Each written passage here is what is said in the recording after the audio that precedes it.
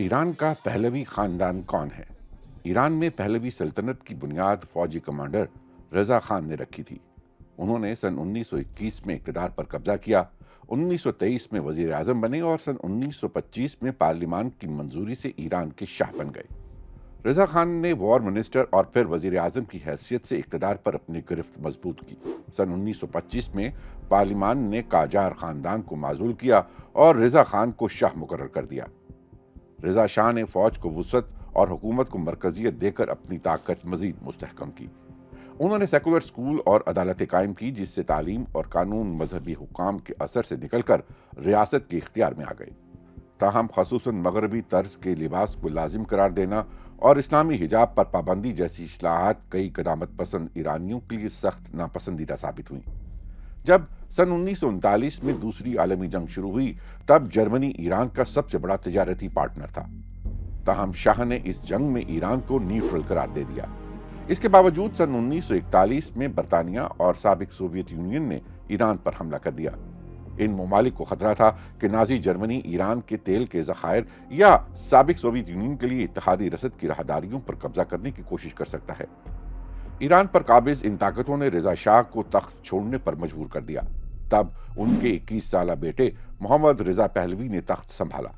نوجوان شاہ نے ماڈرنائزیشن کا سفر جاری رکھا، لیکن ان کا طرز حکمرانی انتہائی آمرانہ رہا۔ سن 1953 میں امریکی خفیہ ادارے CIA اور برطانوی خفیہ ایجنسی MI6 کی حمایت یافتہ بغاوت کے نتیجے میں انتہائی مقبول وزیر اعظم محمد مصدق کا تختہ الٹ دیا گیا۔ اس کے بعد شاہ نے اپنی طاقت مزید بڑھائی اور ساواک نامی خفیہ پولیس کا استعمال کر کے ہر قسم کی مخالفت کو کچل دیا۔ سن 1963 میں شاہ نے وائٹ ریولوشن کا آغاز کیا، جس میں زرعی اصلاحات اور سماجی تبدیلیاں بھی شامل تھیں۔ تب خواتین کو ووٹ کا حق بھی دے دیا گیا۔ یہ اصلاحات مذہبی طبقوں کے لیے ناقابل قبول تھیں، لیکن شاہ کی مطلق العنان طاقت کو چیلنج کرنے والا کوئی نہیں تھا۔ سن 1964 میں اہم مذہبی رہنما روح اللہ موسوی خمینی کو جلا وطن کر دیا گیا۔